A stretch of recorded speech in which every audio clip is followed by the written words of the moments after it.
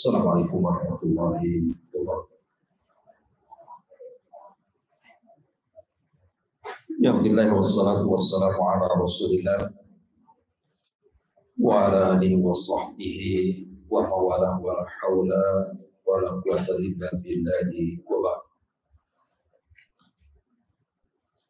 Kita lanjutkan kajian kita, masih membahas tafsir surah Al-Baqarah dan kita masuk pada ayat ke 102. A'udzubillahi minasyaitonir rajim. Bismillahirrahmanirrahim. Wattaba'u ma tatlu syayatinu ala mulki Sulaiman wa ma kafara Sulaimanu walakinna syayatina kafaru yu'allimuna an-nasa as-sihra wa ma unzila 'alal malakaini bi Babila Harut wa Marut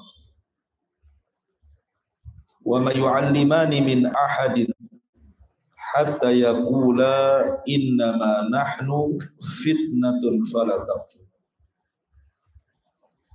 fa yata'allamuna minhuma ma yufarriquna bihi bainal mar'i wa zawjihi wa ma hum bidarrina bihi min ahadin illa biidznillah wa yata'allamuna ma yadurruhum wa la yanfa'uhum wa laqad alimu laman ishtarahu ma lahu fil akhirati min khalaq wa la bi'sa ma syarau bihi anfusahum law kanu ya'lam.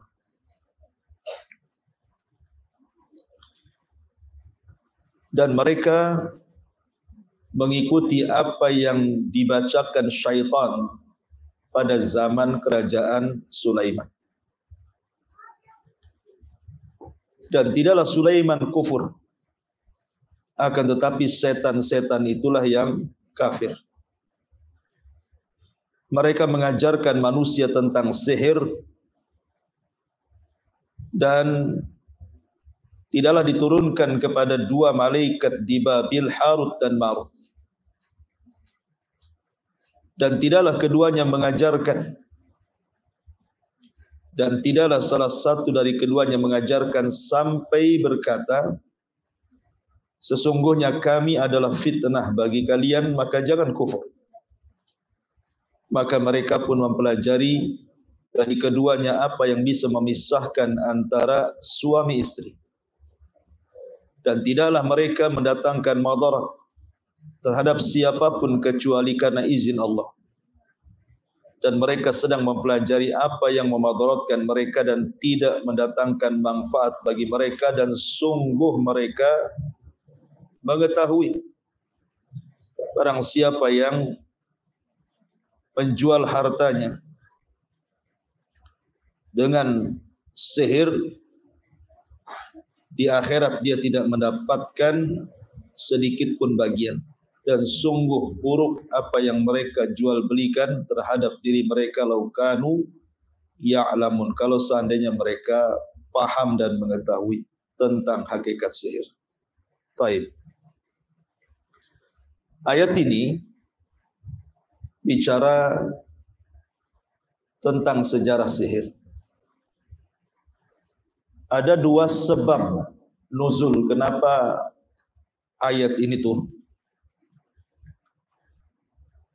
Asbab nuzul yang pertama, ketika Nabi SAW berada di Madinah, artinya setelah hijrah, orang-orang Yahudi datang kepada Nabi SAW bertanya tentang hakikat sihir. Apa itu sihir? Maka Nabi SAW tidak menjawab sampai turun ayat ini. Ayat ini menjawab soalan orang-orang Yahudi yang bertanya kepada Rasul, apa itu sihir? Maka turunlah wattaba'u ma tatlu syayatin ala mulki Sulaiman ila akhiril ayat. Kemudian sebab nuzul yang kedua, di kota Madinah itu ada 3 kabilah Yahudi besar. Yang paling besar adalah Bani Qunaiqa, kemudian setelahnya Bani Nadir, kemudian setelahnya Bani Quraidah.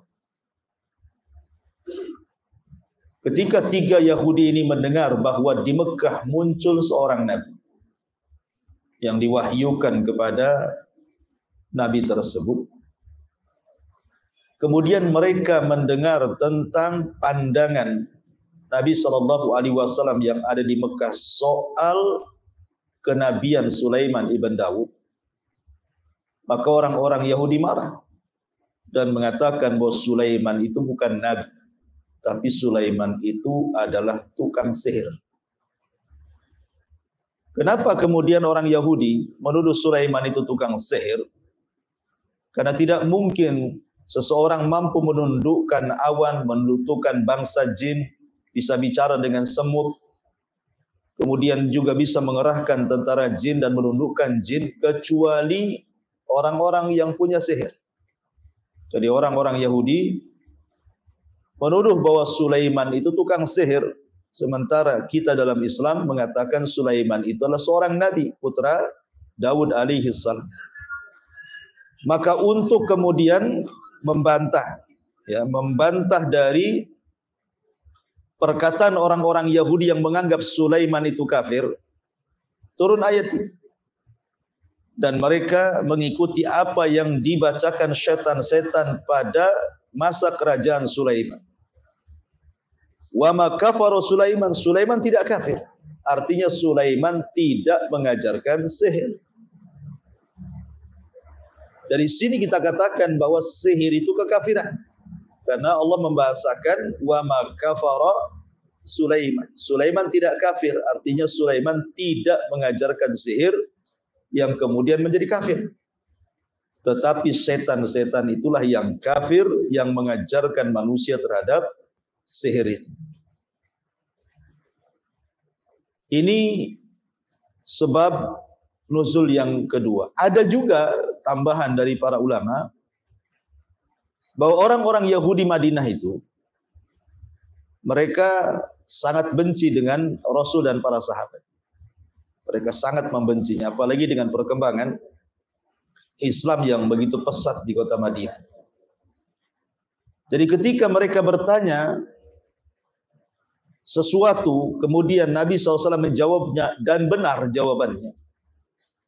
Kemudian orang Yahudi mengatakan, siapa yang menurunkan wahyu? Malaikat siapa yang menurunkan wahyu? Kemudian Nabi SAW mengatakan Jibril. Sejak itulah kemudian mereka mencaci maki Jibril, bahkan mencaci maki Mikail, dan menuduh kedua malaikat ini yang mengajarkan sihir. Makanya di sini Allah mengatakan wa ma unzila 'alal malakaini. Ma di sini bukan mausul tetapi nafi, dan tidaklah diturunkan kepada dua malaikat, maksudnya Jibril dan Mikail, untuk mengajarkan sihir. Ada juga yang berpendapat seperti itu. Intinya bahwa ayat ini menjelaskan tentang sejarah sihir. Baik, kita akan masuk pada tafsir. Di sini Allah mengatakan wattaba'u ma tatlu syayatin ala mulki Sulaiman. Dan mereka mengikuti apa yang dibacakan syaitan pada masa kerajaan Sulaiman. Nabi SAW menceritakan dalam sebuah hadis yang sahih bahwa di zaman Sulaiman atau di zaman sebelum Nabi Allah Sulaiman itu jin-jin itu biasa naik ke langit. Dan mereka punya pos-pos di atas awan. Kemudian dari pos-pos di atas awan itulah mereka kemudian satu dengan yang lainnya naik ke langit. Kemudian mereka mendengar-dengar di bawah langit yang pertama itu seperti orang panjat pinang. Apabila kemudian yang paling atas yang dekat dengan langit pertama mendengar percakapan malaikat Jibril yang sedang menugaskan qada wal qadar dari Allah Subhanahu wa taala kepada para malaikat, karena Allah mengatakan fi kulli yaumin huwa fi sya'ni. Setiap hari itu Allah punya kesibukan. Ya, kesibukan Allah ya mewafatkan si fulan, menghidupkan si fulan, melahirkan si fulan, membuat bencana, membuat subur, membuat di dunia ini aktivitas tidak berhenti setiap hari. Itulah kesibukan Allah. Tetapi tentu Allah Subhanahu wa taala ketika menghendaki sesuatu di bumi itu diutus tentaranya. Lah tentaranya itu para malaikat. Malaikatlah yang menurunkan hujan, menumbuhkan, menghidupkan, mematikan dan begitu seterusnya atas perintah Allah. Lah yang pertama kali diperintahkan adalah Jibril untuk disampaikan tugas-tugas itu kepada para malaikat di langit pertama. Lah saat Jibril itu menugaskan tiap-tiap malaikat untuk melakukan sebuah kejadian di bumi, disitulah jin-jin yang dekat dengan langit yang pertama terkadang mendengar percakapan antar malaikat itu. Apabila mendapatkan satu kalimat, kemudian disampaikan kepada jin yang di bawahnya, kemudian disampaikan kepada jin yang di bawahnya lagi, dan begitu seterusnya sampai kepada pos jin yang ada di atas awan. Lah jin yang paling bawah yang ada di pos itulah yang kemudian turun ke bumi, kemudian menjual perkataan itu ke para normal, para peramal, para dukun dan begitu seterusnya. Lah di zaman sebelum Sulaiman tersebar sihir di mana-mana. Tentu yang mengajarkan sihir itu syaitan kepada para dukun yang ada di bumi. Jadi sihir itu di Babil di Irak itu luar biasa, menyebar sangat pesat sekali. Kenapa demikian? Karena langit itu baru dicegat. Tidak boleh ada satupun jin yang mencuri dengar itu hanya ketika di zaman Nabi diutus. Artinya sebelum Nabi diutus, walaupun diutus para Nabi, jin itu masih bisa ke langit mencuri dengar gitu ya. Tetapi setelah Nabi SAW diutus, Allah Subhanahu wa taala fungsikan bintang untuk melempari setan yang ada di atas awan itu. Terkadang setan itu belum sampai ke atas, kemudian disambar oleh meteor-meteor dan mati. Terkadang sempat mendengar, kemudian tersambar meteor, tapi kalimatnya sudah disampaikan kepada jin yang di bawah. Tetapi di zaman Rasul murni langit itu terjaga. Tidak ada satupun jin yang naik ke langit karena setiap mereka naik pasti akan mati. Sambar dengan bola-bola api dari meteor itu. Sehingga kemudian iblis merasa ada masalah dengan langit. Sehingga kemudian iblis mengerahkan anak buahnya untuk mencari tahu ada apa, kenapa langit tidak bisa ditembus. Di sini ada cerita namanya jin nasibin. Ada 7 jin atau 8 jin itu ketika mencari kabar tentang ada apa dengan langit, nyasar pula di kebun kurma. Ketika itu Rasulullah SAW baru pulang dari Taif dan ditolak dakwahnya. Diusir dari Taif, kemudian singgah di Wadi Nakhlah, lembah kurma, lembah pohon kurma miliknya Utbah dan Syaibah dan Utbah, keduanya putra Mughirah. Jadi Nabi SAW sholat subuh di situ, kemudian jin-jin ini mendengarkan bacaan Al-Quran dan beriman. Sehingga Allah Subhanahu wa taala gambarkan dalam surah jin sendiri, qul uhiya ilayya annahu istama'a nafarun minal jinni faqalu inna sami'na qur'anan ajaban. Turun ayat ini, bahkan satu surat menjelaskan tentang masalah jin. Kemudian jin-jin ini pulang menjadi dai dan berdakwah di kalangan jin di Yaman. Akhirnya banyak ribuan masuk Islam jin-jin. Yang ingin saya ceritakan bahwa di zaman Nabi Sulaiman langit itu tidak dijaga. Jadi masih bisa jin-jin naik, sehingga perdukunan dunia, perdukunan, sihir dan yang semacamnya itu menyebar di Irak, di Babil. Lah rusak-rusaknya Babil Irak ini dengan dunia perdukunan, diutuslah kepada mereka Nabi Sulaiman untuk memberantas kesyirikan. Karena tugas para nabi yang pertama kali adalah mengajak manusia untuk bertauhid. Sebagaimana di zaman Nabi Nuh alaihi salatu wasalam diutus kepada kaum yang menyekutukan Allah, menyembah patung Wad, Yaghus, Ya'uq, Nasar gitu ya, tersebar kesyirikan di zaman Nabi Nuh, diutus kepada mereka Nuh. Tetapi di zaman Nabi Sulaiman berbeda pula gitu. Jadi yang tersebar itu justru kesyirikan dalam bab sihir. Jadi banyak dukun-dukun, banyak orang datang ke dukun, percaya tangkal, percaya sihir, semuanya ada di zaman Babil Irak ini. Makanya diutus kepada mereka Nabi Sulaiman untuk memberantas dunia sihir ini. Dalam riwayat Abdullah ibn Abbas radhiyallahu anhuma, ya, bahwa Nabi Allah Sulaiman itu punya sekretaris namanya Asif ibn Barkhiyah. Asif ibn Barkhiyah, tukang catatnya Sulaiman. Lah Nabi Allah Sulaiman mengutus Asif ibn Barkhiyah ini untuk mencari tukang-tukang sihir. Ya, kalau mereka tidak menyerahkan buku-buku sihir mereka bunuh. Kemudian mereka suruh bertobat. Akhirnya kemudian Asif ibn Barkhiyah ini dibekali tentara-tentara yang digerakkan Sulaiman mencari siapapun tukang sihir yang ada di Babil. Sehingga tidak ada satupun tukang sihir yang berani kepada Nabi Allah Sulaiman. Apalagi Nabi Sulaiman diberikan mukjizat yang tidak diberikan kepada para nabi sesudah dan sebelumnya.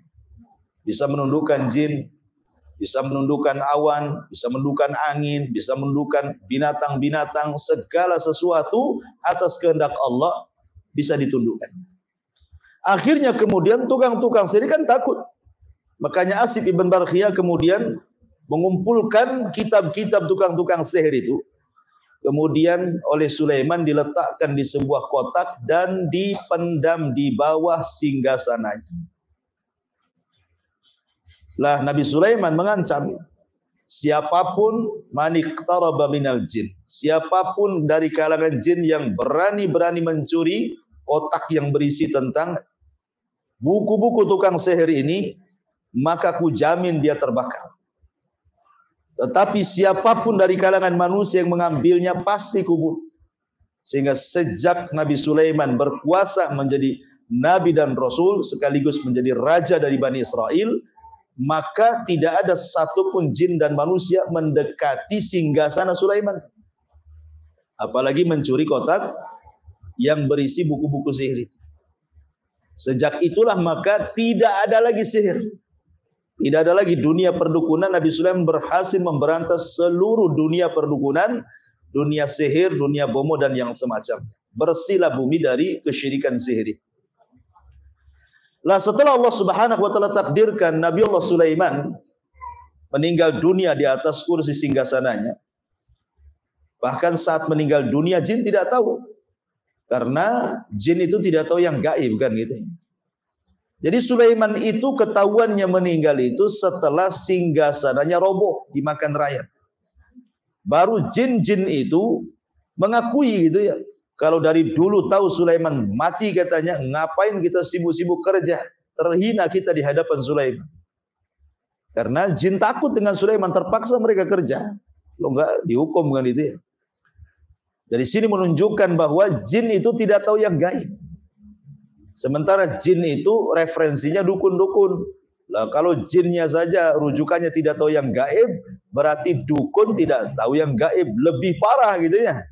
Jadi kita katakan bahwa dukun itu para pendusta, ya, para penghibur. Lah kemudian setelah Sulaiman meninggal dunia dan orang-orang generasi pertama, maksudnya para ulama setelah Nabi Sulaiman juga sudah meninggal dunia. Jadi orang-orang yang bertauhid, yang mengikuti ajaran Sulaiman juga sudah meninggal dunia, sudah jauh zamannya. Sama dengan di zaman Nabi Nuh kan, zaman ketika murid-muridnya Wud, kemudian Suwa, Yagus masih hidup, belum disembah patung-patung itu. Kemudian setelah 3 generasi lewat baru disembah. Jadi generasi pertama Sulaiman meninggal pun belum ada yang kemudian berani mengambil buku-buku sihir itu. Sampai ketika sudah tidak ada lagi orang muwahhid ahli tauhid, ulama-ulamanya sudah pada meninggal, iblis datang menjelma orang soleh. Ya, iblis datang menjelma orang soleh, datang kepada orang-orang Yahudi, Bani Israel. Kemudian dikatakan, maukah kutunjukkan kepada kalian sebuah pembendaharaan yang tidak akan musnah.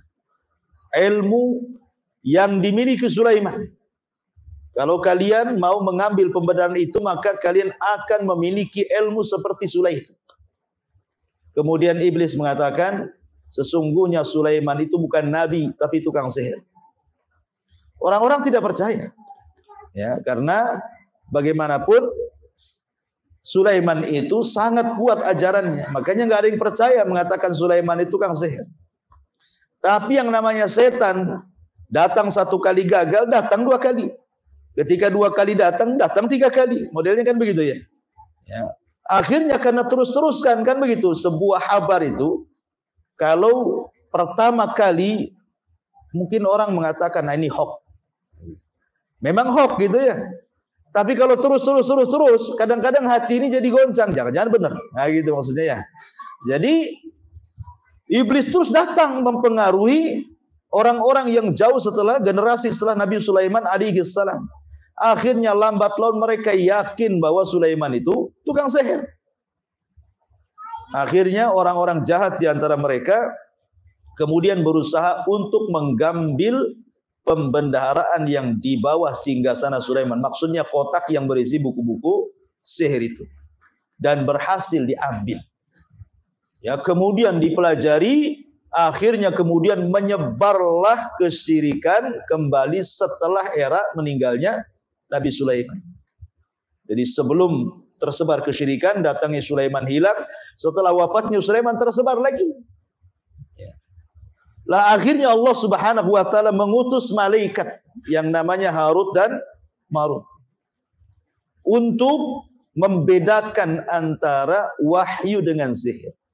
Bahwa yang tersebar di tengah-tengah masyarakat itu adalah syaitan yang mengajarkannya. Itu bukan wahyu daripada Sulaiman.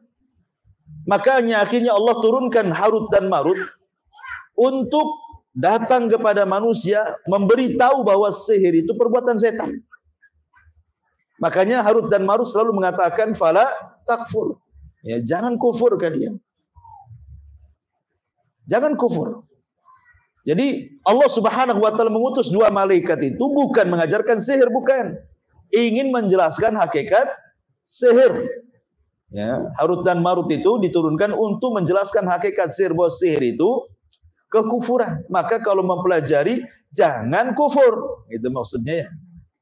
Tetapi kemudian orang-orang Yahudi ada yang tidak mau mempelajari, ya ngikuti nasihatnya Harut dan Marut. Ada juga yang terus-menerus mempelajari, akhirnya jadi jahat. Sejak itulah tersebar ilmu sihir di kalangan orang Yahudi sampai di zaman Nabi. Ketika Nabi SAW memuji Sulaiman bahwa dia seorang Nabi dan Rasul, orang-orang Yahudi Madinah tidak terima dan mengatakan Sulaiman itu tukang sihir katanya. Dia bukan Nabi. Ya, dan begitulah sampai hari ini menganggap Sulaiman itu tukang sihir. Itulah keyakinan orang-orang Yahudi. Baik, kita baca Allah Subhanahu wa taala berfirman, "Wattaba'u ma tatlus syayatin 'ala mulki Sulaiman." Dan mereka mengikuti apa yang dibacakan setan-setan di zaman kerajaan Sulaiman. Wa ma kafara Sulaiman, Sulaiman tidak kafir.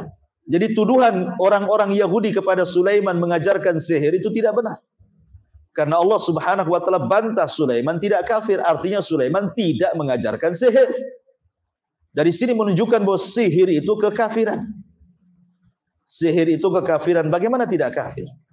Penyihir itu kadang-kadang menginjak mushaf. Terkadang 40 hari tidak wudu. Ya, terkadang tidak salat. Terkadang mereka mengolok-olok Allah, mengolok-olok Rasul, mengolok-olok ayat-ayat Al-Quran. Terkadang mereka menyembelih kepada selain Allah. Ya kan? Terkadang mereka kemudian menghina ayat-ayat suci Al-Quran. Ya, makanya dunia sihir itu dunia kekafiran. Di sini Allah mengatakan wa ma kafara Sulaiman, Sulaiman tidak kafir karena tidak mengajarkan sihir, karena sihir itu tuh kekafiran, dan memang begitu praktek sihir itu semua isinya kekafiran. Kemudian Allah katakan, lalu siapa yang mengajarkan sihir itu kalau bukan Sulaiman? Walakinna syayatina kafaru. Allah menyingkap siapa pelaku yang mengajarkan sihir itu. Tetapi setan-setan itulah yang kafir. Maksudnya setan-setan itulah yang mengajarkan kekafiran. Apa kekafirannya? Yu'allimunan nasa sihra. Kekafirannya adalah karena mereka mengajarkan manusia soal sihir. Sekali lagi dari sini bahwa sihir itu adalah kekafiran dan perbuatan setan. Makanya dalam ayat yang lain Allah mengatakan, alam tara ilal ladina utul kitaba, alam tara ilal ladina utu nasiban minal kitab, yu'minuna bil jibti wat taghut. Allah mengatakan, alam tara ilal ladina utu nasiban. Tidakkah engkau melihat orang-orang yang diberikan bagian daripada kitab, maksudnya orang-orang Yahudi, yu'minuna bil jibti wat taghut. Yang awalnya mereka beriman dengan Taurat, yakin dengan Taurat, mengamalkan Taurat, tiba-tiba berpaling dan mereka beriman kepada al-jibti dan taghut. Apa jibti? Kata Jabir, jibti itu artinya al-kahana, dunia perdukunan. Ada yang mengatakan saharah, dunia sihir. Adapun taghut itu syaitan, ya setan-setan.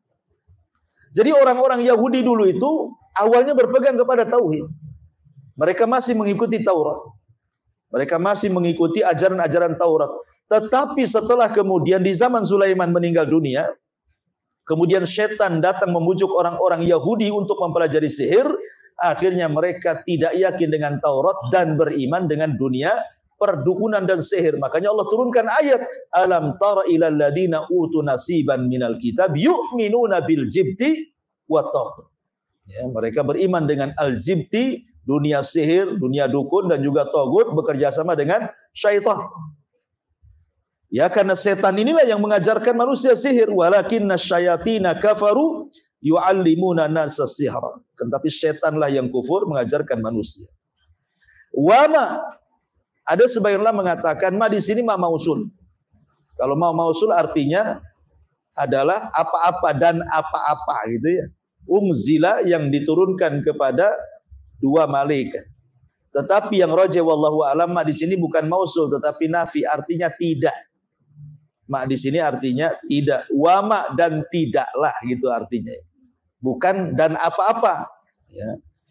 Wa ma dan tidaklah unzila alal malakaini diturunkan kepada dua malaikat untuk mengajarkan sihir, mengajarkan kekufuran, tidak. Malaikat itu tidak diturunkan untuk mengajarkan kekufuran, untuk mengajarkan sihir, untuk mengajarkan kesyirikan, tidak. Bahkan mereka yang kemudian mengatakan kepada manusia jangan kufur, ya, jangan kemudian mempelajari sihir. Mereka lah yang menyingkap hakikat sihir itu. Di Babil Harut wa Marut. Di Babil Harut dan Marut. Terjadi silang pendapat siapa Harut dan Marut di sini. Ada tiga pendapat. Ada yang mengatakan Harut dan Marut itu adalah manusia. Saking solehnya, makanya disebut malakai ini dua malaikat. Jadi iblis itu datang kepada Harut dan Marut, merayu agar Harut dan Marut mengambil kotak di bawah singgasana Sulaiman. Kemudian Harut dan Marut pun mengikuti kemauan iblis, diambilnya kotak di bawah singgasana Sulaiman karena kata iblis itu adalah ilmu yang dimiliki Sulaiman. Akhirnya dipelajari oleh Harut dan Marut. Setelah tahu, kemudian setiap ada orang yang belajar kepada Harut dan Marut mengatakan, jangan, ini sihir, kalian bisa kufur. Dan itu ya. Tetapi ada juga yang maksa kemudian belajar kepada Harut dan Marut tentang sihir. Ini satu pendapat bahwa Harut dan Marut itu adalah manusia. Alasan mereka kalau dikatakan malaikat, mustahil malaikat mengajarkan sihir. Kemudian yang kedua, Harut dan Marut itu artinya jin. Ya, jin-jin itulah yang disebut dengan Harut dan Marut. Jin-jin yang jahat, yang hendak menyesatkan manusia dengan mengajarkan kepada manusia tentang sihir. Kemudian pendapat yang ketiga, Harut dan Marut itu malaikat. Dan ini juga yang dikuatkan oleh Syekh Shalih Fauzan dan juga yang lainnya. Lalu kenapa Allah Subhanahu wa taala turunkan malaikat untuk mengajarkan sihir? Bukan mengajarkan sihir, tidak. Karena malaikat ini mengatakan kepada orang-orang yang hendak belajar itu, jangan kalian kufur. Jadi diturunkan dua malaikat itu untuk ibtilah, untuk ujian kepada manusia. Jadi sengaja diturunkan Harut dan Marut itu. Jadi manusia diuji keimanan mereka. Ya, mereka mau bertahan dengan ajaran Taurat, ataukah mereka mau berpaling dari Taurat menjadi ajaran kesyirikan dengan mempelajari sihir kepada Harut dan Marut. Jadi Harut dan Marut diturunkan itu hanya untuk ujian. Bukan untuk mengajarkan sihir, tidak. Hanya untuk ujian manusia gitu ya. Apakah mereka tetap di atas tauhid ataukah mereka bergoyang tauhidnya? Karena manusia itu kan harus diuji keimanannya.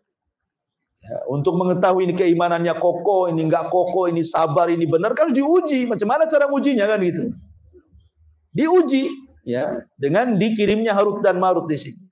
Rupanya banyak yang goyang imannya. Ada yang tetap mereka tidak mau belajar sihir karena tahu sihir itu kesyirikan, tapi ada juga yang goyang akidah mereka. Ya, jadi turunnya malaikat sekali lagi lil ibtilah, untuk ujian saja. Bukan untuk mengajarkan sihir, bukan itu maksudnya, karena Harut dan Marut pun kalau dikatakan malaikat tetap dia mengatakan fala takfur, jangan kufur. Jadi menunjukkan bahwa malaikat diturunkan oleh Allah itu hanya untuk menguji manusia, keimanan mereka sampai di mana. Ya, memegang Taurat mereka sampai di mana sehingga diturunkan Harut dan Marut.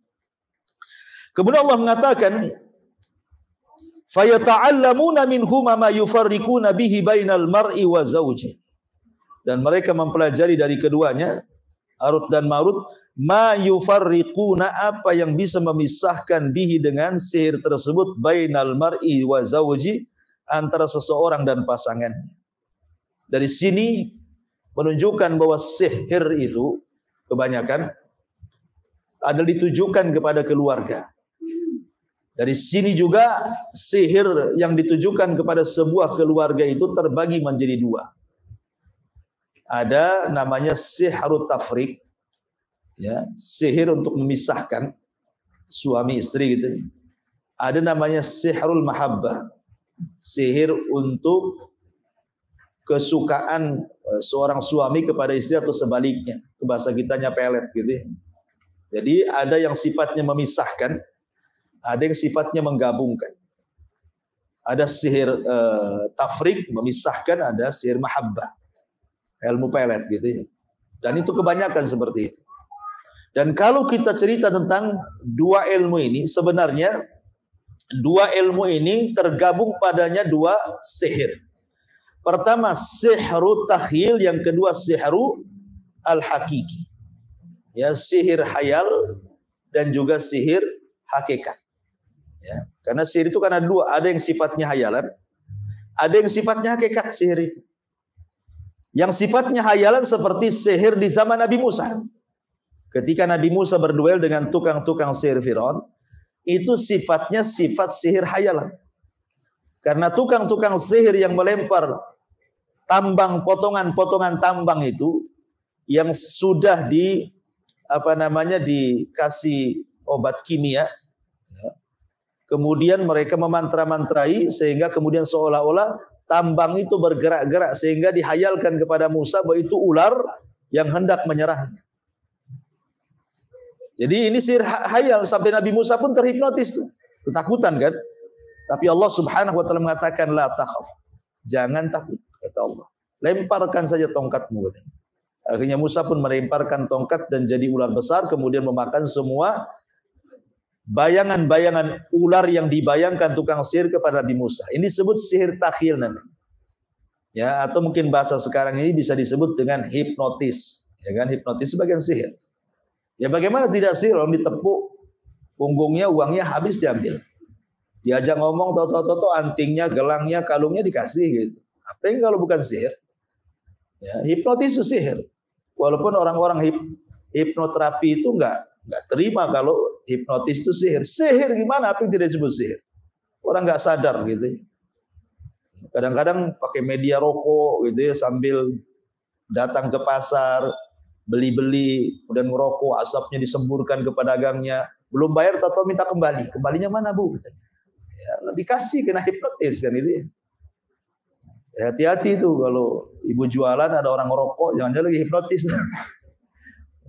Jadi ma'asyiral muslimat yang dimuliakan Allah Azza wa Jalla, intinya bahwa sihir tahyil seperti itu, ataupun sihir tahyil itu umpamanya ada warung, datang ke dukun, dikasih semacam raja gitu ya, cimat, kemudian diletakkan karena ingin nyihir warung sebelahnya kok ramai sekali, akhirnya disembunyikan di warung sebelah. Ditaruh, ditanam di depannya atau ditaruh di atapnya, pokoknya nggak ketahuan yang punya warung aja ya. Kemudian dihayalkan, Jadi yang tadinya ramai nggak ramai. Jadi kalau orang datang ke situ yang biasa langganan kayaknya menakutkan, kayaknya ada apa gitu ya. Sudah dibayangkan, nggak jadi akhirnya ke sebelahnya. Itu dihayalkan, itu namanya sihir takhil gitu ya. Menghayalkan akhirnya memindahkan pelanggan ke yang lain gitu. Atau juga dalam suami istri. Jadi istri itu dihayalkan suami itu kayak setan gitu ya. Tengok suami itu pokoknya kayak setan aja, kayak iblis gitu ya. Nggak mau dia.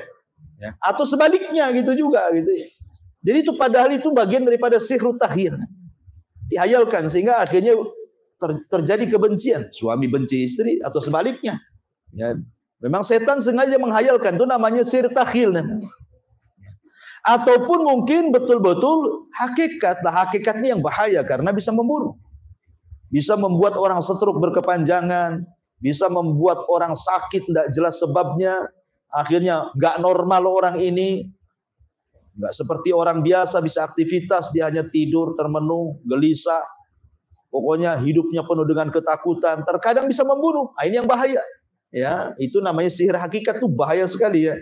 Ini yang kemudian yang puncak daripada ilmu sihir ya inilah. Ya, sampai membuat orang stroke, dikirimnya paku, dikirimnya macam-macam gitu ya ke perutnya sehingga akhirnya kemudian dia sakit berkepanjangan berakhir dengan kematian. Lah di sini ini sihir takhil, maksudnya yufarriqu bainal mar'i wa zauji. Kenapa kemudian setan itu lebih fokus kepada sihir untuk menghancurkan keluarga? Karena setan itu paling senang kalau ada keluarga hancur. Dalam sebuah hadis Nabi SAW bahwa setan itu akan mengutus setiap harinya dari singgasana di tengah lautan, kemudian ya ba'atsu saraya, mengutus tentara-tentaranya. Jadi pagi diutus, malam kasih laporan. Jadi kalau kasih laporan, wahai Tuan Iblis, saya sudah berhasil tuh menggoda si Anu sampai tidak sholat, Iblis biasa-biasa aja. Ya. Kata orang ini, kenapa kau nggak bahagia wahai tuanku Iblis? Aku kan sudah goda dia sampai tak sholat. Apain kau goda? Nggak digoda pun nggak sholat dia katanya. Jadi orang-orang ini ada yang kayak gitu. Jadi Iblis tuh nggak terlalu ini bangga kalau ada orang goda bisa sampai berbuat zina, bisa sampai judi, mabok atau nggak sholat. Itu nggak begitu bangga. Tapi ketika anak buahnya laporan, wahai Tuan Iblis, saya berhasil menceraikan keluarga si fulan. Itu paling bangga. Bangkit dia, diambil piala, diletakkan di kepalanya, dipeluknya dan mengatakan, anta. Oh, kamu ini pasukan terhebat dari pasukan gue. Kenapa demikian? Karena kalau seandainya setan itu berhasil memisahkan suami istri, itu korbannya bukan satu orang. Ya. Korbannya ya istrinya korban, suaminya korban, keluarga istri korban, keluarga suami korban, teman-temannya juga korban, ikut-ikutan kan itu karena curhat ke kawannya kan. Kemudian anak-anaknya juga jadi korban. Terkadang anak-anaknya betul-betul ditelantarkan. Ya, ketika suami istri umpamanya menikah kemudian cerai punya anak. Kemudian istrinya kawin lagi, suaminya kawin lagi, anaknya bingung mau ikut siapa, diletakkan di neneknya. Iblis datang, "Nek, nak, kalau ibumu tidak mengakui kau anakmu, kau anaknya, atau bapakmu enggak mengakui kau anaknya, kau jadi anak setan aja lah, anak iblis saja." Jadi yang merawat iblis sejadinya. Itu maksudnya. Makanya banyak akhirnya anak-anak hasil dari perceraian kalau enggak bertanggung jawab keduanya jadi anak setan jadinya tuh. Karena jadi anak angkat setan kan jadinya. Dari situlah makanya setan suka. Ya. Kalau ada yang bercerai itu paling suka. Makanya kemudian difokuskan di sini, setan itu mengajarkan ma yufarriquna bihi bainal mar'i wa zauji. Ya, mereka mengajarkan apa yang bisa memisahkan antara suami istri. Kemudian Allah Subhanahu wa taala menjelaskan hakikat sihir. Ya. Wa ma hum bidharina bihi min ahadin illa biidznillah. Ingat bahwa hakikat sihir itu tidak akan memadaratkan siapapun. Karena sihir juga terjadi karena izin Allah. Satu dunia, Bu, ngomong sama ibu, saya sihir ibu, saya santet ibu, ya. Kalau tidak ditulis lauhil mahfud, ibu terkena santet, nggak akan bakalan dukun sesakti apapun nyantet kita, tidak akan kena. Tapi kalau memang sudah ditulis gitu ya, kita terkena santet, walaupun yang nyantet dukun abal-abal pasti kena tuh. Karena sudah ditulis lauhil mahfud. Makanya Rasul mengatakan, kalau seandainya jin dan manusianya berkumpul, ala an yadhurruka, untuk memberikan madarat kepadamu, kata Rasul. La yadhurruka illa ma qad katabahullahu lah. Maka tidak akan sampai madarat kepadamu kecuali sudah dicatat Allah. Ya. Jadi nggak perlu takut, nggak perlu khawatir bahwa orang itu kalau ada yang ngancam, tetangga ngancam, oh macam-macam sihir saja. Ya, tinggal tawakal Allah, la haula wala quwata illa billah. Kalau bukan karena izin Allah tidak mungkin terjadi. Tapi jangan sombong pula. Hasillah kalau kau mampu katanya. Gitu. Nanti sombong pula masuk jin yang kena sihir, betul lah kan gitu.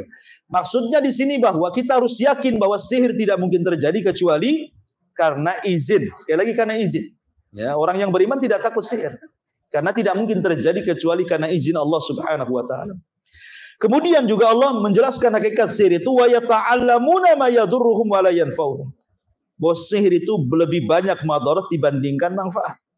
Jadi mempelajari sihir itu sama dengan mempelajari yang banyak mendatangkan madarat bagi dia dan orang yang datang ke dia dan orang yang disihir oleh dia, wa la yanfa'uhum, dan juga tidak mendatangkan manfaat sama sekali. Karena sihir itu kesyirikan. Tidak ada manfaat mempelajari itu. Justru terkadang memadaratkan bagi dia, keluarganya. Betapa banyak dukun-dukun itu kemudian menumbalkan keluarganya. Ya, anaknya jadi mati gitu ya. Kemudian istrinya juga jadi mati atau sebaliknya. Jadi intinya bahwa ilmu sihir itu tidak ada manfaatnya sama sekali, yang ada banyak madaratnya. Kemudian Allah menjelaskan tentang akibat, ya. Walaqad alimu laman ishtarahu ma lahu fil akhirati min khalaq. Dan sungguh mereka mengetahui, barang siapa yang menjual hartanya demi mempelajari sihir, mempelajari kesyirikan, ya, malahu, tidaklah bagi dia, fil akhirati, di akhirat, min khalaq, dari bagian, tidak ada dapat bagian. Orang yang memperjualbelikan akidah mereka dengan sihir, karena jin-jin itu ketika datang kepada manusia, kemudian menawarkan dunia sihir, dunia perdukunan, jin itu tidak mungkin free, gratis kan itu mau mengajarkan sihir itu atau menolong tentang sihir itu, kecuali setelah terjadi kekufuran dulu. Mungkin disuruh nginjak mushaf, ngencingi mushaf, berakin mushaf gitu ya, menghinakan mushaf, atau menulis mushaf dengan darah haid, dengan benda-benda najis, atau suruh mencaci maki Allah, nabinya, pasti suruh kufur dulu tuh. Ya. Lah orang yang seperti ini ya jelas nggak akan dapat bagian di akhirat. Karena Al-Quran dihinakan, Allah dihinakan, Rasul dihinakan. Walaqad alimu laman ishtara.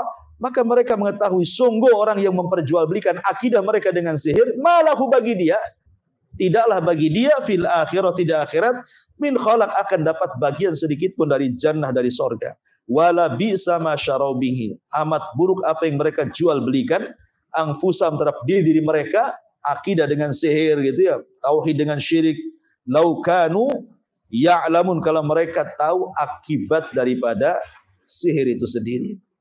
Baik, masyarul muslimat yang dimuliakan Allah Azza wa Jalla, dari ayat ini kita tahu bahwa sejarah sihir itu tersebar di zaman memang sebelum zaman Nabi Sulaiman, tepatnya di sebuah negeri di Babilonia, di mana? Di Irak. Ada yang mengatakan bahwa yang pertama mempelajari sihir itu adalah Namrud. Ya, dalam kisah Israiliyat, tapi ya tidak ada dalam Quran Sunnah, tidak ada. Kalau Quran Sunnah yang menjelaskan tentang masalah ini saja, Harut dan Marut, dan kita tetap mengacu kepada Quran. Tapi ada juga sebagai wawasan bahwa dari keterangan Taurat ataupun keterangan kisah Israiliyat itu bahwa yang pertama kali mempelajari sihir adalah Namrud. Jadi Namrud itu ketika sedang mandi bersama dayang-dayangnya, datang iblis dalam bentuk pak tua yang bungkuk membawa tongkat. Kemudian mengatakan, ya Namrud, ya maukah kau menjadi penguasa dunia, ya lebih hebat dibandingkan bapak? Kata Namrud, ya Namrud waktu itu belum yakin gitu. Lalu apa syaratnya? Syaratnya kau bunuh bapakku.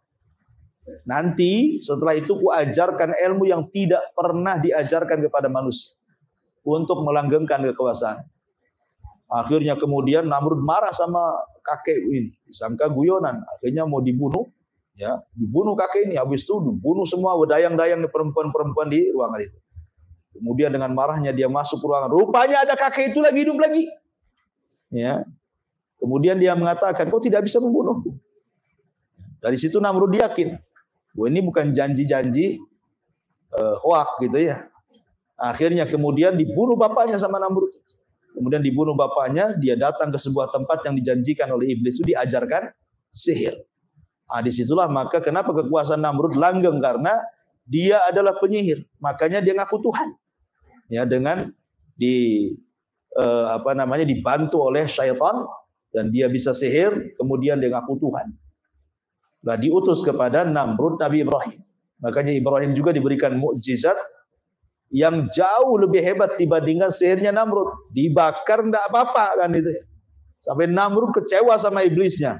Loh, kenapa ada orang lebih sakti dari saya, katanya. Ya.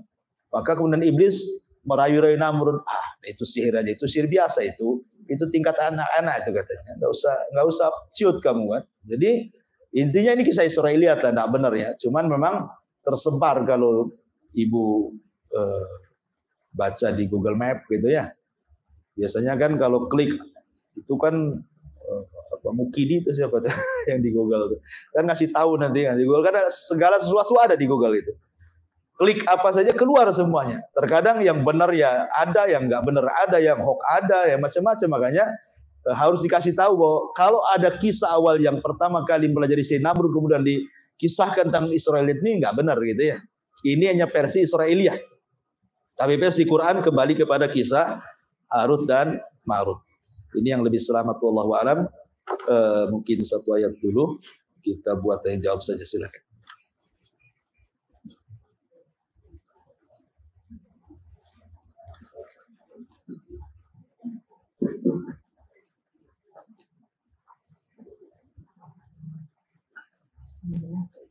Assalamualaikum Ustaz. Waalaikumsalam. Ingin bertanya, saya tahu sihir itu katanya datangnya tengah malam. Nah, bagaimana cara kita untuk berlindung dari sihir yang datangnya di tengah malam itu? Ya, alhamdulillah. Iya, kebanyakan, bukan berarti siang tak ada, cuman kebanyakan beraksinya syaitan itu malam. Karena memang kekuatan sihir di malam hari itu menguat.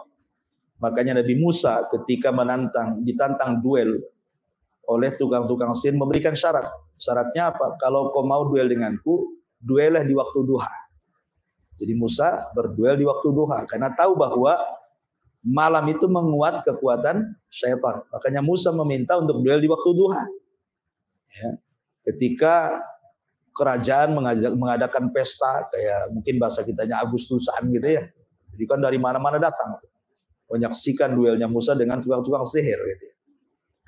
Jadi memang lebih ke malam hari. Makanya kenapa ada surah Muawwidzatain itu menjelaskan tentang kita berlindung dari ghasik. Ghasik itu malam hari. Idza waqab, apabila sudah gelap gulita. Nah, kenapa? Karena kekuatan sihir datang. Kita berlindung dari ghasik. Dari gelap gulita malam karena setan itu menguat di malam hari. Makanya maksiat lebih banyak dilakukan di malam hari dibandingkan di siang hari. Maksiat apa saja? Ya, lebih banyak dilakukan di malam hari dibandingkan di siang hari. Termasuk juga sihir yang dikirim itu juga di malam hari. Makanya Nabi SAW kemudian menganjurkan kita sebelum tidur untuk berwudu. Ya, sebelum tidur untuk membaca 3 qul. Dan juga ditambah dengan qul ya ayyuhal kafirun juga ya. Qul huwallahu ahad. Qul a'udzu birabbil falaq, qul a'udzu birabbin nas, dan qul ya ayyuhal kafirun. Kenapa juga dibaca qul ya ayyuhal kafirun? Karena qul ya ayyuhal kafirun menjelaskan tentang tauhid uluhiyah. Kalau Al-Ikhlas, qul huwallahu ahad, itu menjelaskan tentang rububiyah dan asma wa sifat. Ya, jadi kalau kita dua-dua baca berarti terpenuhi tauhidnya. Nah, tauhid rububiyah, asma sifat dan uluhiyah terpenuhi di 2 surah. Namanya surah Al-Ikhlas dan surah Qul ya ayyuhal kafirun. Makanya dua-dua surat ini disebut Al-Ikhlas. Kalau disebut surah Al-Ikhlas berarti 2. Ya, 1 Somad, suratus Somad. Qul huwallahu ahad, Allahus Somad. Yang kedua Qul ya ayyuhal kafirun. Ini dua-duanya disebut surah Ikhlas. Karena surah Al-Kafirun menjelaskan hakikat tauhid uluhiyah tentang peribadatan. Saya tidak akan menyembah apa yang kalian sembah. Ini bicara tentang uluhiyah. Tapi kalau Al-Ikhlas itu bicara tentang tauhidul ilmi, tentang pengetahuan tentang rububiyah dan nama-nama dan sifat bagi Allah. Makanya orang yang membaca dua surat ini seolah-olah melepaskan diri dari kemunafikan. Ya, itu begitu kata para ulama. Intinya bahwa kenapa dalam sebelum tidur kita disuruh seperti itu. Habis itu diusap-usap. Ya kan, dari kepala sampai kaki, ya kan, 3 kali. Itu salah satu fungsinya untuk menghindarkan dari sihir tadi. Dan kalau kita kemudian mimpi buruk, karena mimpi buruk bagian daripada sihir. Orang yang ketika sudah doa kok masih juga mimpi gitu, yang mimpi yang gak jelas. Maka ada lagi caranya, dengan cara ta'awudz 3 kali meludah ke kiri, 3 kali kemudian geser posisi tidur. Yang tadinya kepala di sini, ganti kepalanya di sini. Atau mungkin kalau yang punya suami ya gantian, Bang. Kamu sebelah sini, sebelah sini. Nah, diganti-ganti aja. Ya. Atau ibu yang ngalah di bawah kasur gitu. Yang penting ganti posisi lah. Ya, yang jangan di situ terus. Nah, itu juga salah satu. Kemudian setelah bangun pun berzikir. Kenapa? Kalau kita bangun berzikir untuk supaya menghilangkan ikatan setan yang ada di tengkuk. Karena kenapa kemudian setan itu bisa masuk ke badan? Karena ada pintunya. Dan pintunya itu dari jin korin. Ya, kita ini kan setiap manusia ada korinnya. Jadi komunikasi jin yang dikirim tukang sihir berkomunikasi dengan jin korin. Jin korin yang ada pada badan kita. Lah kalau jin korin ini membukakan pintu lewat jalan darah, maka sihir itu akan masuk. Makanya kenapa seseorang itu harus banyak berdoa supaya juga mengalahkan jin korin yang ada dalam badan kita. Dengan doa-doa itu kan jin korin dia melemah dia. Sehingga sihir tidak masuk. Tapi kalau tidurnya asal-asalan ya jin korin pun makin kuat dan makin bekerja sama dia. Sehingga masuk ke mimpi, masuk ke macam-macam, ngirim-ngirim penyakit dan begitu seterusnya. Ya itu mungkin yang paling jelas ya kalau bicara malam hari. Yang secara umum ya kalau kita mau melanggengkan zikir pagi dan petang saja sebenarnya sudah cukup itu. Ya. Dan ayat ini juga ayat yang luar biasa yang kita bahas di 102 ini. Sebab kalau dibacakan kepada orang yang kesurupan pasti jinnya mati. Karena ini ayat bicara tentang hakikat sihir. Ayat ini bicara tentang menyingkap apa itu sihir, apa yang dilakukan setan itu. Makanya kalau orang meruqyah selalu baca ayat ini. Ya wattaba'u ma tatlu syayatin ala mulki Sulaiman, karena ini hakikat menyingkap hakikat sihir. Makanya jin paling takut dengan ayat itu. Jadi caranya seperti itu. Dan jangan lupa juga biasakan membaca Al-Qur'an, ya kan? Karena rumah yang tidak dibacakan Quran seperti rumah roboh, ya.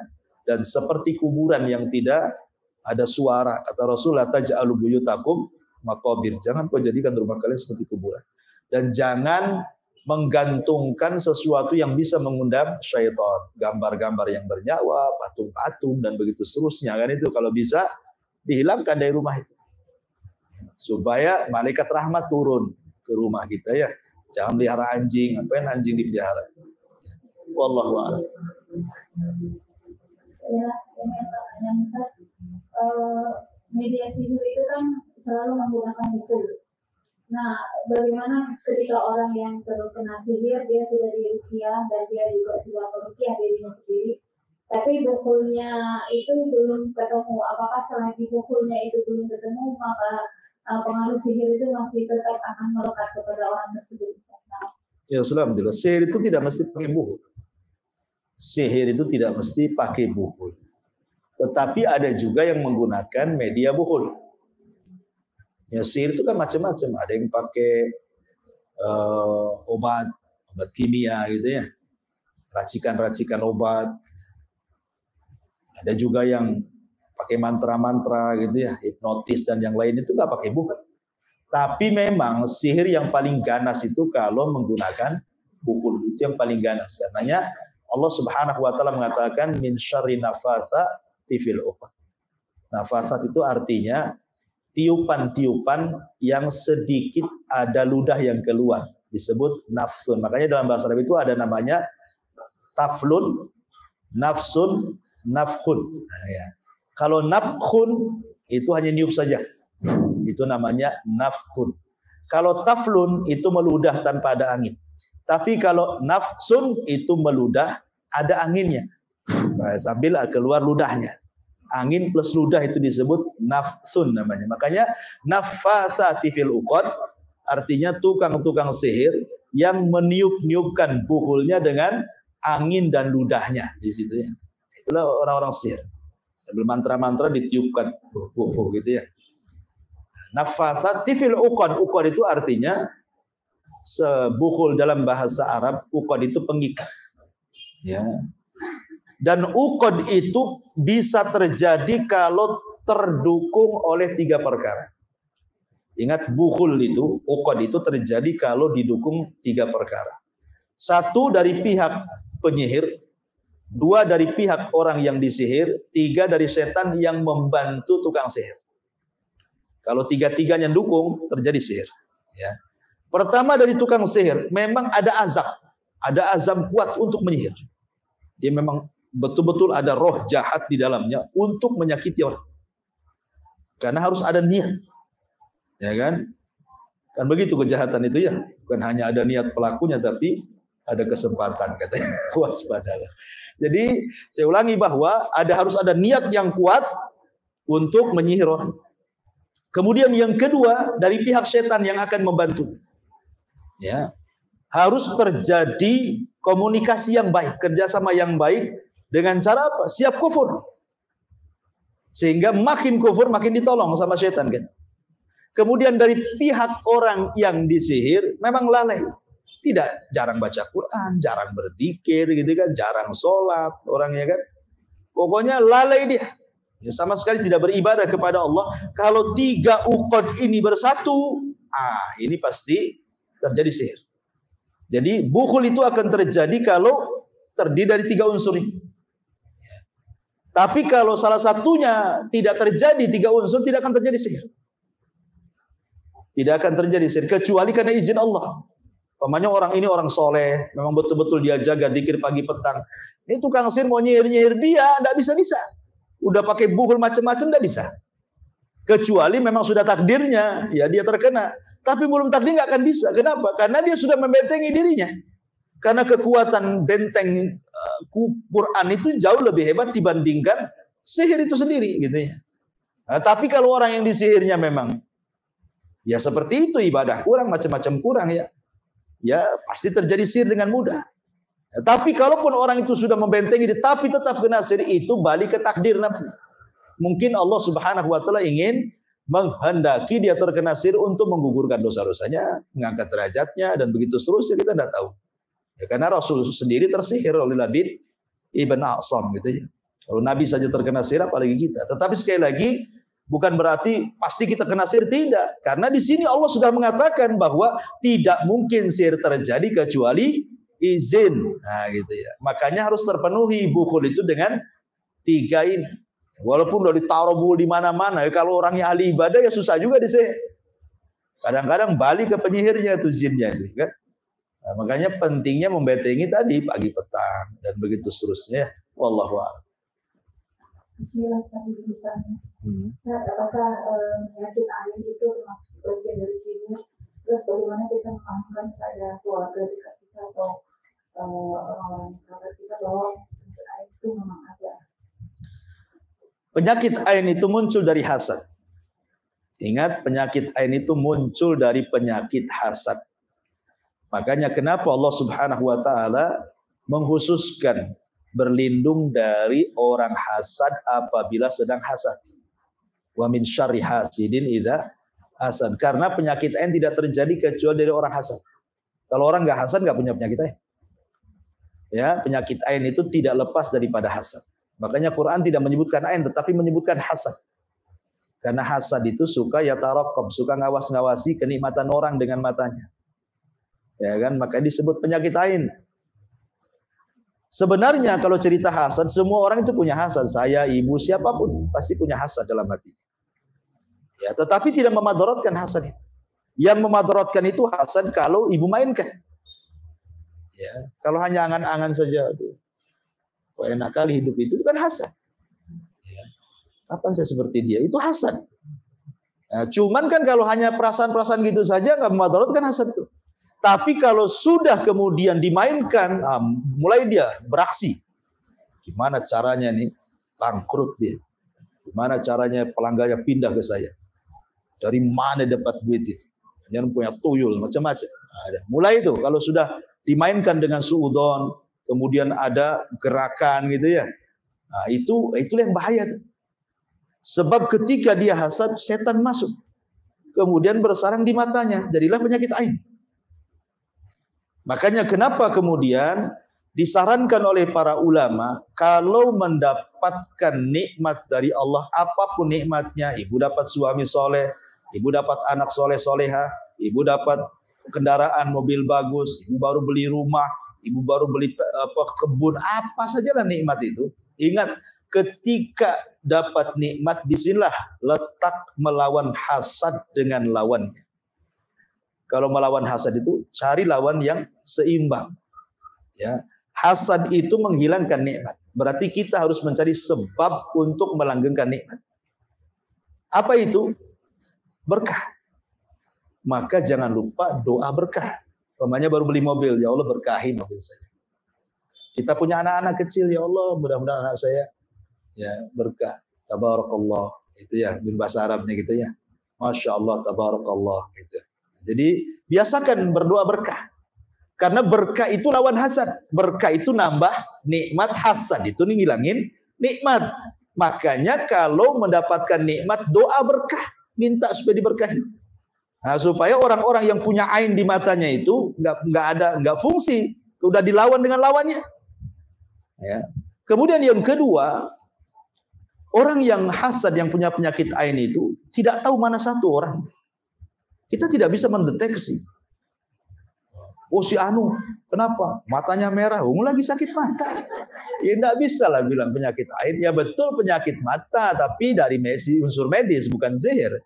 Ya kan? Nggak bisa kita deteksi tetangga mana satu, kawan mana satu, belakang, depan, samping, kiri, kanan. Kita tidak tahu orang hasad itu, karena hasad itu penyakit hati. Karena kita tidak tahu musuh kita mana satu.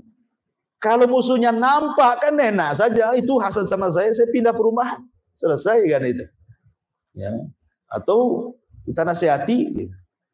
Tetapi karena tidak tahu orang hasad itu, makanya yang bisa melawan hasad itu hanya Allah. Maka minta kekuatan kepada Allah, la haula wala quwata illa billah. Seperti kisah siapa? Kisah pemilik 2 kebun itu.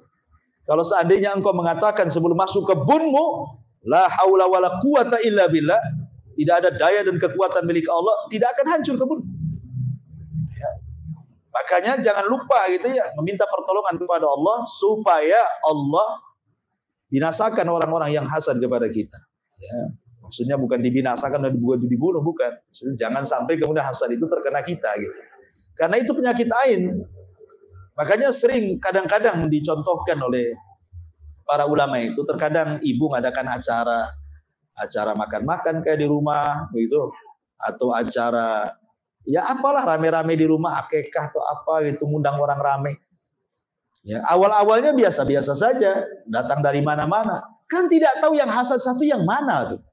Kalau ibu sudah ngundang orang itu, kepala orang itu beda-beda isinya, Bu. Hati-hati. Namanya ngundang orang ramai ya. Ya mau cadaran nggak cadaran sama saja, kepalanya kan beda-beda. Ya, otaknya itu beda-beda. Ya. Jadi karena kita tidak tahu nih otaknya yang datang kita undang itu beda-beda, disinilah pentingnya kita berdoa. Ya, supaya jangan sampai orang-orang yang kita undang itu ada yang membawa penyakit hasad dan penyakit ain. Ya, karena terkadang awalnya beres-beres saja di rumah, senang ketawa ke TV, banyak orang kan. Setelah kemudian pada pergi, makin stres itu. Tadinya ketawa jadi stres. Terkadang jadi bertengkar dengan suami. Terkadang anak bertengkar dengan anak-anaknya. Ya, kok tadi ketawa-ketawa, kok sekarang jadi musuhan gitu kan. Boleh jadi ada yang hasad. Terkadang ada barang aja yang rusak di situ. Ya, ada barang yang rusak. Ini handphone baru beli, kenapa hang ini? Jangan dilihat orang hasad kan ya. Jadi kita tidak tahu mana satu, makanya kalau ngundang orang, gitu, kita berdoa di situ. Banyak berdoa, ya Allah, mudah-mudahan tamu-tamu ini tidak memudaratkan saya. Ya, jangan sampai ada orang hasad masuk ke rumah saya. Gitu. Jadi tetap dalam kondisi apapun minta pertolongan kepada Allah Azza wa Jalla. Dan ain itu ada, makanya kenapa kita harus berlindung dari penyakit ain. Salah satunya dengan membaca Qul a'udzu birabbil falaq. Gitu ya. Karena di situ ada kalimat min syarri hasidin idza hasad. Wallahu a'lam. Ya, kita tadi kan dijelaskan bahwa setelah Rasul terakhir itu langit-langit dijaga. Nah, berarti tidak ada lagi setan-setan yang muncul di berita dari langit. Sementara sekarang itu kan banyak ustaz dukun-dukun. Itu gimana mekanismenya? Bukan Bu, itu sampai Rasul wafat aja. Jadi mulai dari diutus, mulai dari lahir beliau sampai diutus, sampai kemudian wafat, langit dijaga. Tapi setelah Rasul wafat, naik lagi dia ke langit. Ya, sampai sekarang makin banyak. Makin banyak sehingga dunia perdukunan hari ini persis seperti dunia perdukunan di zaman jahiliyah. Di mana orang-orang jahiliyah itu menempatkan dukun itu sebagai orang mulia, rujukan. Kalau ada apa-apa datang ke dukun. Nah, di zaman sekarang gini juga. Ya, dukun itu kayaknya dikasih panggung, diundang ke podcast, kadang-kadang ya. Diundang ke YouTube punya channelnya sendiri malah dukun itu. Diundang untuk pentas di televisi-televisi nasional kadang-kadang kan. Yang lebih heran lagi, kita tahu kenapa dukun-dukun itu punya panggung dari buzzer-buzzer yang komen kan di bawah itu. Coba lihat tuh, namanya dukun siapa yang lagi viral tuh, tengok komennya. Enggak semua menghujat. Ada juga yang takbir Allahu Akbar katanya. Apa yang dukun ditakbiri katanya kan? Maksud takbir itu kalau sholat jenazah enggak apa-apa. Allahu Akbar mati kamu gitu ya. Maksudnya sholat jenazah enggak apa-apa. Tapi kalau takbir memuji dia subhanallah, mudah-mudahan dikasih kesehatan. Itu orang-orang yang enggak suka itu mereka iri. Apa ini ceritanya? Ya kan? Jadi kita tahu kenapa mereka itu masih punya hati dari ya kalau sekarang mudah dideteksinya. Karena komen-komen di bawahnya itu. Kalau dulu kan nggak ada handphone, susah tuh mendeteksinya. Sekarang udah ada komen-komen, sudah jelas dukun ini dukun palsu gitu ya, artinya settingan. Ada juga sampai sekarang yang muji dia loh. Udah terbongkar kedoknya, masih juga dipuji-puji sebagian orang. Itulah setan ya kan. Jadi ya seperti itulah dukun itu sampai sekarang. Dan sampai kiamat, dukun-dukun akan menjadi para pengikut Dajjal. Karena penghulunya dukun ya Dajjal. Dajjal itu penghulu dukun. Artinya terjaganya langit sampai wafatnya Nabi saja. Ya sekarang naik lagi lah. Makanya banyak orang menghayal zaman sekarang kan. Para peramal itu. Wallahu a'lam. Ya. Kalau ditambahkan penjelasan tentang jin korin tadi, apakah dia ada pada kita itu ditugaskan maksudnya sejak kapan ada pada kita dan sampai kapan dia bertugas? Jin korin itu sejak ibu lahir. Sejak ibu lahir, sejak saya lahir, siapapun, mau ulama, mau kiai, mau ustadz, mau orang biasa, mau pengusaha, semua ada jin korinnya. Nabi sendiri ada jin korinnya. Cuman Nabi mengatakan, jin korinnya itu dalam riwayat fa aslam. Adapun jin korin diriku fa aslam. Ada dua penafsiran para ulama hadis. Apa maksudnya fa aslam di sini? Ada yang mengatakan jin korinnya Nabi masuk Islam. Ya, aslam di sini artinya masuk Islam. Jadi satu-satunya jin korin yang masuk Islam adalah jin Nabi Muhammad SAW. Ada yang mengatakan tidak masuk Islam. Aslam di sini artinya tunduk. Ya, artinya jin korin Rasul itu satu-satunya jin korin yang tunduk kepada Nabi. Dia tetap kafir, tapi dia tunduk tidak memadaratkan pada Nabi.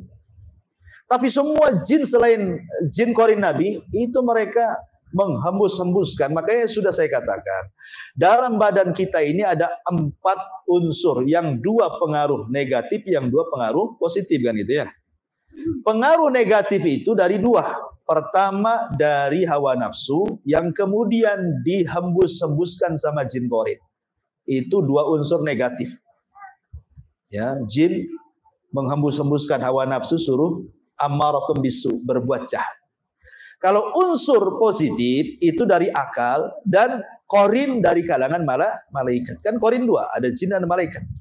Dan manusia juga ada 2, ada hawa nafsu, ada akal. Ya, jadi kalau akal dan malaikat mengalahkan hawa nafsu dan jin korin, maka kita akan stabil hidupnya. Tapi kalau terbalik ya kan, maka kita akan jahat sejahat-jahatnya. Ya, itu korin. Dan itu sejak kapan jin korin ini kemudian berpisah? Ya sampai kita meninggal baru pisah. Lah jin korin ini setelah pisah dari orang yang dikorininya, tugasnya apa? Ya kembali kepada tugas dia, jin.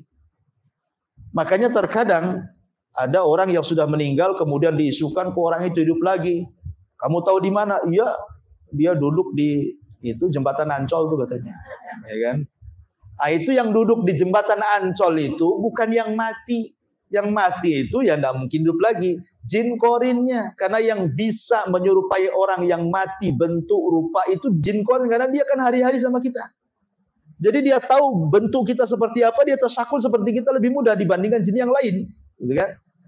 Ya, karena tapi ingat jin tasyakul jin itu bukan berarti kemudian unsurnya hilang kemudian berubah bentuk. Tidak, bukan begitu.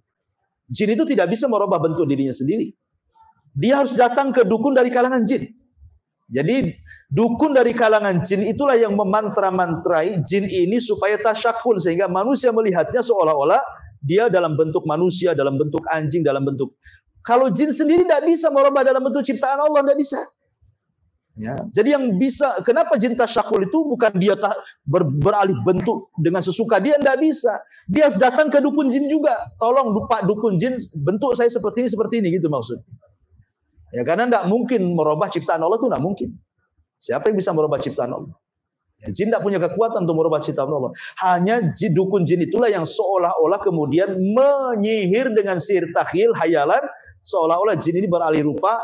Terkadang jin ini diwarna-warnai. Ya, dikasih warna-warna, warna-warni jin ini. Untuk nakut-nakuti orang dikasih warna-warna, dikasih apa ya? Mungkin kan ada pewarna ya, ibu kan tahu pewarna bumbu itu kan mungkin ya. Kasih warna coklat, kasih warna. Jadi terkadang kalau ibu jalan di mana atau tuh kelebat, kayak warna putih, warna apa? Itu nakut-nakuti, terkadang dikasih warna-warna tuh. Jadi kalau ketakutan ibu ya kan, dasar penakut ibu kan, datang ke dapur, pas listrik pula mati gitu kan. Udah listrik mati, suami tak balik gitu ya. Petir di mana-mana, anjing tetangga menggonggong, habislah itu kan. Kemudian ke dapur, padahal itu kilatan petir itu. Kadang-kadang jin itu menyerupai kilatan petir kan, kelebat gitu kan di dapur. Langsung tak jadi kencing. Langsung diempet sampai subuh. Jadi kadang-kadang seperti itu Bu. Nah, mereka diwarna-warnai. Jadi secara hakikat nggak bisa merubah. Cuman yang bisa merubah ya sihir takhil dari kalangan jin. Karena jin juga ada dukunnya sama seperti manusia.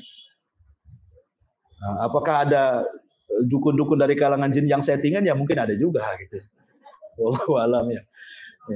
Iya, saya kira cukup ya. Sudah hampir setengah 12. Subhanallah bihamdika. Asyhadu an la ilaha illa anta astaghfiruka wa atubu ilaik. Allahu ta'ala. Assalamualaikum warahmatullahi wabarakatuh.